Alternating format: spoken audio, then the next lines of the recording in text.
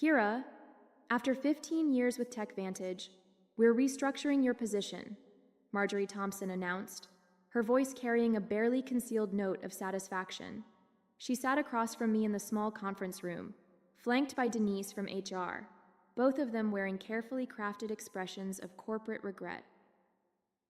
The company is moving in a new direction, Denise added, sliding a manila folder across the table.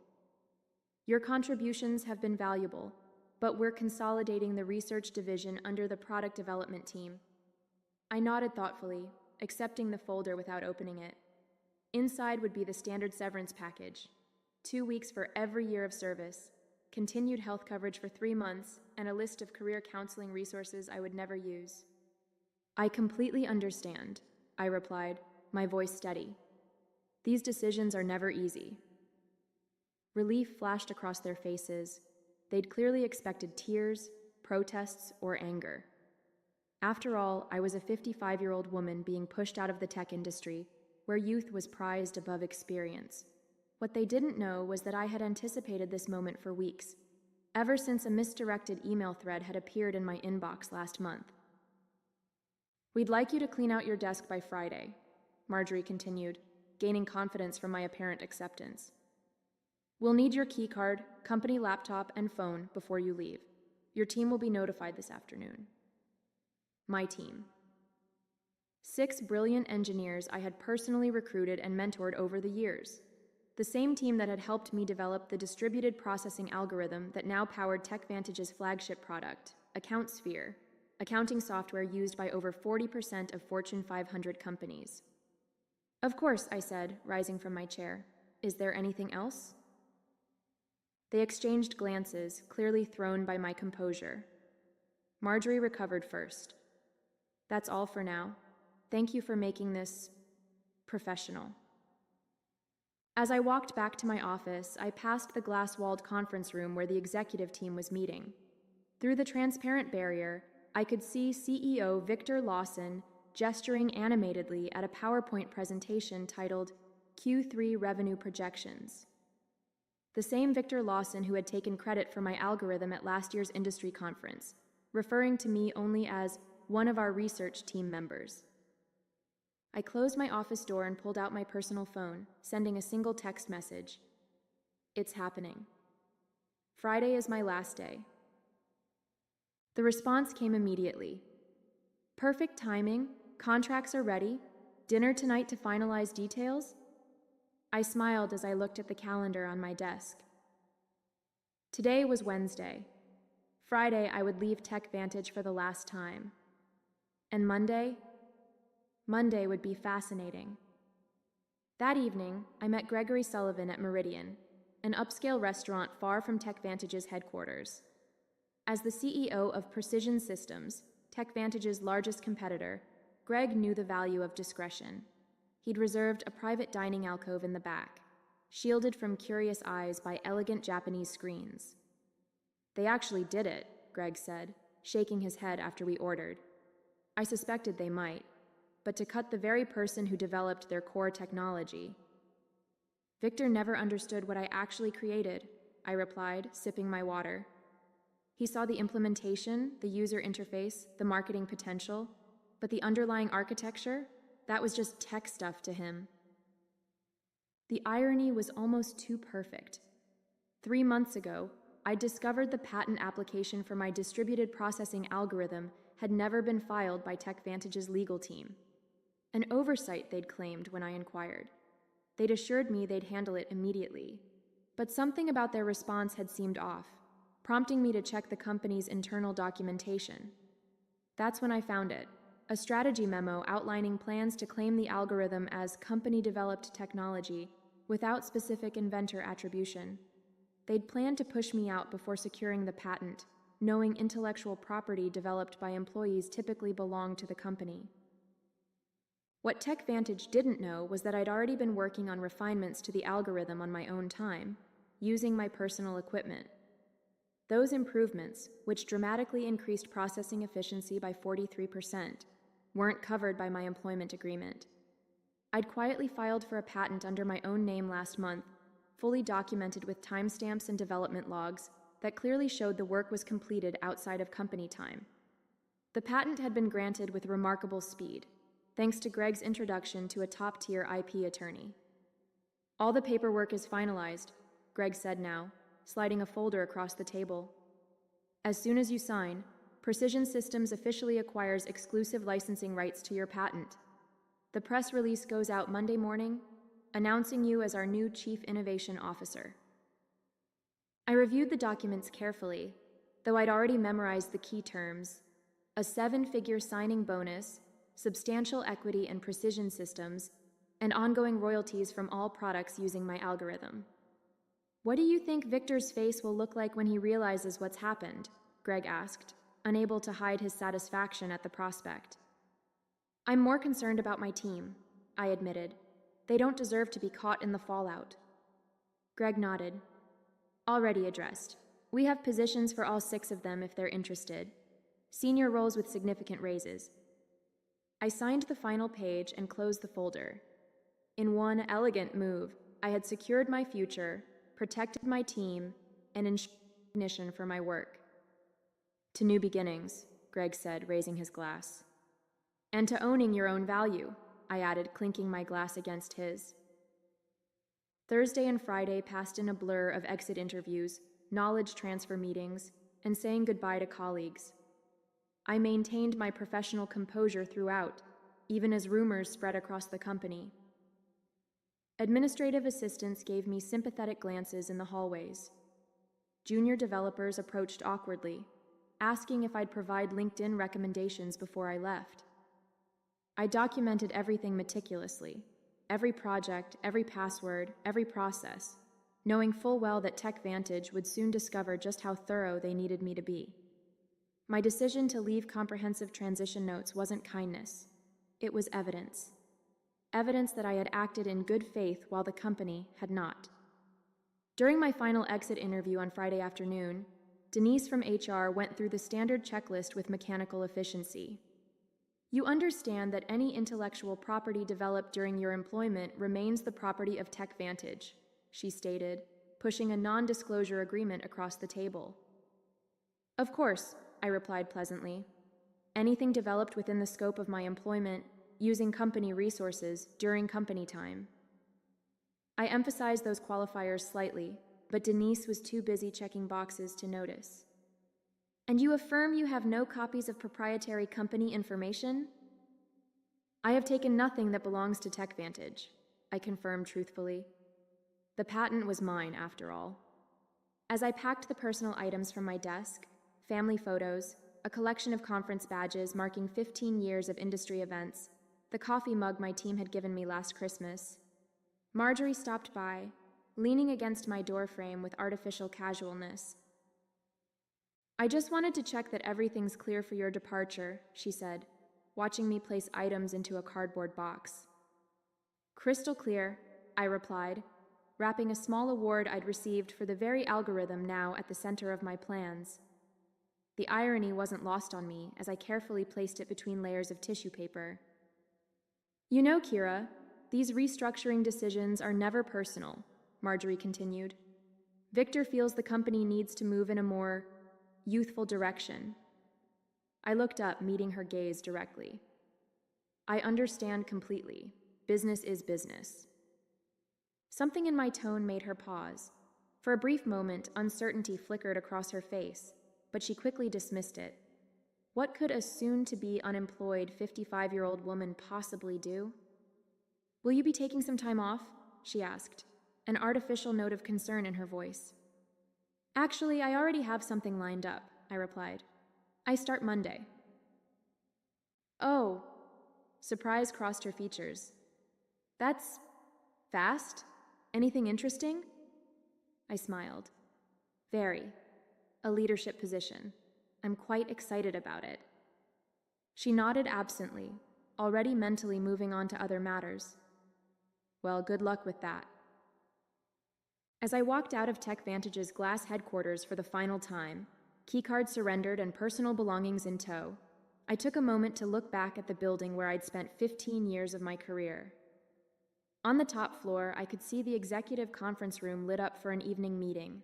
likely discussing how to redistribute my responsibilities among younger, less experienced, and significantly less expensive staff. Little did they know that in less than 72 hours, that same room would be hosting an emergency crisis meeting instead. Monday morning dawned bright and clear. I dressed carefully in my new charcoal suit, a power outfit I'd purchased specifically for this day. The Precision Systems town car arrived precisely at 7:30 a.m. to take me to their headquarters, where I'd start my first day as Chief Innovation Officer. The press release went live at 7 a.m., Greg informed me as I settled into my new corner office with floor-to-ceiling windows. Industry newsletters are already picking it up. I've got the communications team monitoring reactions. The announcement had been crafted with strategic precision. Precision Systems acquires exclusive rights to revolutionary processing algorithm. Welcomes creator Dr. Kira Jennings as Chief Innovation Officer. It detailed my background, emphasized my role as the sole inventor of the patented technology, and outlined how Precision Systems would be integrating the algorithm into their next generation of products. Most importantly, it clearly stated that any company currently using the technology would need to negotiate licensing agreements with Precision Systems moving forward. At precisely 9:15 a.m., my phone lit up with the first text from my former team at TechVantage. Complete chaos here. What did you do? It was from Miguel, my lead developer. I smiled, typing back, "Check your personal email. All 6 of you have offers waiting." Meanwhile, 8 miles away at TechVantage headquarters, the scheduled Monday morning executive meeting was undergoing a dramatic transformation. According to Miguel's play-by-play updates throughout the morning, Victor had arrived at the office to find the company's general counsel and chief financial officer waiting at his door, both ashen-faced. The industry announcement had hit their inboxes simultaneously, setting off immediate alarms. By 9:30 a.m., what should have been a routine start-of-week meeting had morphed into an emergency crisis session. Board members were calling in remotely. The legal team was frantically reviewing my employment contract and the documentation around the algorithm's development. "They're pulling every file with your name on it," Miguel reported. "Someone just wheeled in all the servers from the research division for the tech team to analyze." I could picture the scene perfectly. Victor pacing the conference room, demanding explanations from Marjorie and the legal department. The stock would already be responding to the news. Investors hated uncertainty, and the announcement had created plenty of it. At 10:45 a.m., I received an email from Victor himself, the desperation practically emanating from my screen. "Kira, there appears to be a misunderstanding. Please call me at your earliest convenience to discuss." I forwarded it to Precision Systems' legal team without responding. By noon, the industry was buzzing with speculation. TechVantage's stock had dropped 7% since the market opened, while Precision Systems had seen a 12% increase. 3 different technology journals had requested interviews with me about the strategic coup that had shaken the accounting software industry. "How are you feeling?" Greg asked, stopping by my office as I settled in. "Validated," I replied honestly. 15 years of watching others take credit for my work, of being told I should be grateful just to have a seat at the table, and now, finally, recognition. My new executive assistant appeared at the door. "Dr. Jennings, the development team is ready for you in the main conference room." And she hesitated. TechVantage's CEO has called 4 times in the last hour. "Please let him know I'm in meetings all day," I replied calmly. "I'll have our legal team reach out to discuss licensing options later this week." As I walked toward my first meeting as Chief Innovation Officer, my phone buzzed with another update from Miguel. "Board just called emergency session. Victor looks like he's about to explode. P.S. My team and I accept your offer. When can we start?" By Tuesday morning, the full impact of my departure had become clear to everyone at TechVantage. Their flagship product, AccountSphere, relied entirely on my algorithm to process the massive data sets that gave it an edge over competitors. Without licensing rights to my patent, they faced 2 equally unpalatable options: negotiate with Precision Systems or rebuild their core technology from scratch, a process that would take years and millions in development costs. Victor has called an all-hands meeting for 2 p.m., Miguel texted. It was his last day at TechVantage. He and the rest of my former team would be starting at Precision Systems next Monday. Rumor is they're going to try to sue you. I forwarded his message to our legal department, who responded almost immediately. Let them try. Your documentation is impeccable. Development logs, timestamps, personal equipment usage, all clearly established. We've prepared for this scenario. Meanwhile, I was settling into my new role with remarkable ease. The respect I received at Precision Systems was a stark contrast to my final years at TechVantage. When I spoke in meetings, people actually listened. My ideas weren't repackaged by male colleagues and presented as their own. My age and experience were viewed as assets rather than liabilities. The engineering team is implementing your efficiency improvements, Greg informed me during our afternoon briefing. Early testing shows a 51% performance boost, even better than we projected. I had several refinements I never shared with TechVantage, I admitted. After I discovered they were planning to eliminate my position, I saw no reason to give them my best work. Their loss, our gain, Greg replied with a satisfied smile. Speaking of which, the first licensing inquiry came in this morning. Not from TechVantage yet, they're still in denial, but from Dataflow Systems. They're worried about being caught in the crossfire. At 3:30 p.m., Miguel sent a detailed account of Victor's all-hands meeting. The CEO had tried to project confidence, assuring the staff that TechVantage would vigorously defend our proprietary technology. But the anxiety in the room had been palpable. Several employees had already updated their LinkedIn profiles, sensing the company's vulnerability. Marjorie looked like she was about to faint when someone asked directly if they'd failed to secure the patent, Miguel reported. Victor cut the question period short after that. By Wednesday, the industry fallout had intensified. 2 major clients had contacted Precision Systems about switching from AccountSphere, concerned about TechVantage's ability to maintain the product without the algorithm's creator. Our stock had risen another 8%, while TechVantage's continued its decline. I received a call from Denise in HR, the same woman who had slid my severance package across the table just days earlier. Kira, she began, her voice carefully professional, I'm calling to discuss the, situation with your patent. We believe there may have been a misunderstanding about ownership rights. I don't think there's any misunderstanding, I replied calmly. My employment agreement clearly states that intellectual property developed on my own time, using my own resources, remains mine. The patent documentation confirms exactly that. Victor was hoping you might consider coming in to discuss options. Any discussions would need to go through Precision Systems' legal department now, I responded. I'm sure they'd be happy to set up a meeting to discuss licensing terms. The silence on the other end spoke volumes. Finally, Denise sighed. I'll pass that along. That afternoon, I led my first formal presentation to Precision Systems' Board of Directors, outlining our technology roadmap with my algorithm at its center. As I stood confidently at the head of the table, not hidden in the back as I had been at TechVantage, I caught Greg's approving nod. By Friday, just 1 week after I had walked out of TechVantage for the last time, the company had entered full crisis mode. Their stock had fallen 23% from Monday's opening bell, triggering concerned calls from major investors. Industry analysts were publishing speculative pieces with titles like, Can TechVantage Survive the Algorithm Crisis? And How One Strategic Blunder May Cost a Tech Giant Everything. Through my industry contacts, I learned that Victor had finally acknowledged the severity of the situation to the board. TechVantage would need to either license my algorithm from Precision Systems, likely at exorbitant rates that would devastate their profit margins, or undertake a complete rebuild of AccountSphere without using any technology covered by my patent.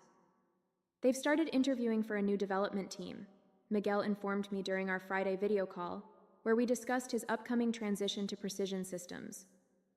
Victor's claiming they can recreate the functionality in 6 months. I couldn't help but laugh.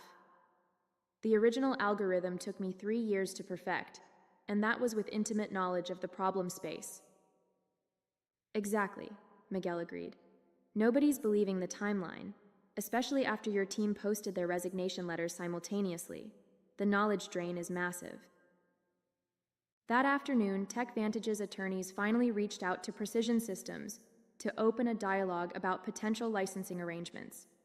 Our legal team, following the strategy we had developed, responded with terms that were technically fair but strategically painful: 3 times the standard industry licensing rate, plus a public acknowledgement of my role as the technology's inventor.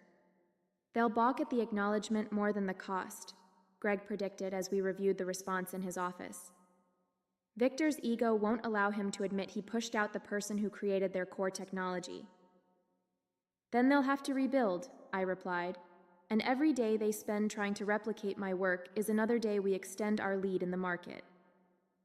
The following Monday morning, 10 days after my unceremonious dismissal, I led the first meeting with my newly assembled innovation team, which included Miguel and the other 5 engineers from TechVantage. The energy in the room was electric as we mapped out the next evolution of my algorithm. "This is how development meetings should be," commented Anita, one of my former team members. "At TechVantage, we spent half our time explaining basic concepts to executives who wouldn't listen anyway." "That's the difference between being valued and being seen as replaceable," I replied. "Here, your expertise is recognized." As we wrapped up the productive session, my assistant appeared at the door. "Dr. Jennings, there's been a significant development with TechVantage. Their board just announced an emergency leadership change. Victor Lawson is stepping down, effective immediately." The news spread quickly. Within hours, industry publications were reporting that TechVantage's board had lost confidence in Victor's leadership, following the patent oversight that threatened the company's flagship product. Marjorie Thompson was also out, along with the head of legal who had failed to properly secure the patent. That evening, I received an unexpected email from Richard Donovan, TechVantage's newly appointed interim CEO. Unlike Victor's desperate message from the previous week, this one was straightforward and respectful. "Dr. Jennings, congratulations on your new position. I've been brought in to help TechVantage navigate the current situation. I'd like to discuss a fair licensing arrangement for your patented technology. We're prepared to acknowledge your contributions publicly and make appropriate amends for the oversights of previous management. Would you be available to meet next week?"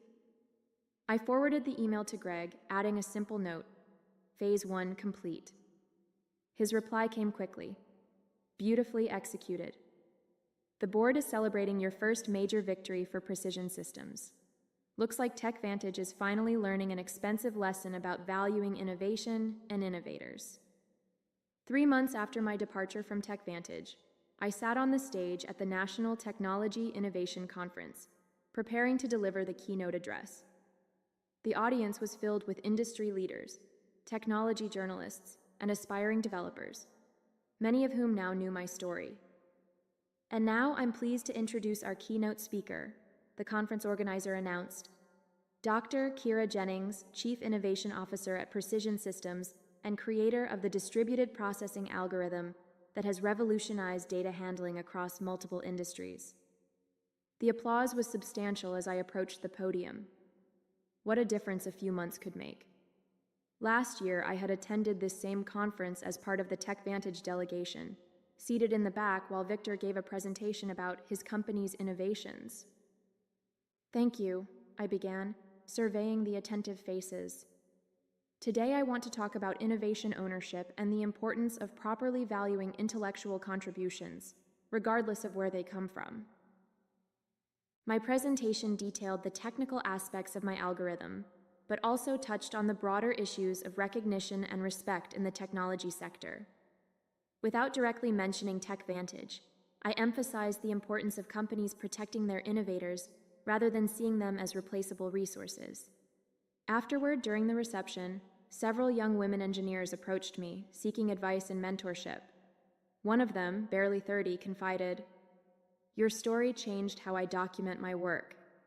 I started keeping detailed logs of my development process on personal time." "Smart," I replied. "Your innovations deserve protection." As the evening concluded, I checked my phone to find an industry news alert. TechVantage had finally announced the licensing agreement with Precision Systems, acknowledging me by name as the algorithm's creator. Their stock had stabilized, though at a significantly lower valuation than before my departure.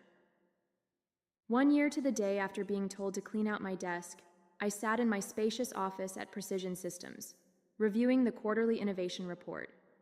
Under my leadership, the company had released 3 groundbreaking products built on my algorithm, capturing significant market share from TechVantage and other competitors. A knock at my door interrupted my analysis. It was Greg holding a bottle of champagne and 2 glasses. "Happy anniversary," he said, setting the glasses on my desk. "The board asked me to share the news with you personally before the public announcement. Precision Systems has officially surpassed TechVantage in market valuation for the first time in company history."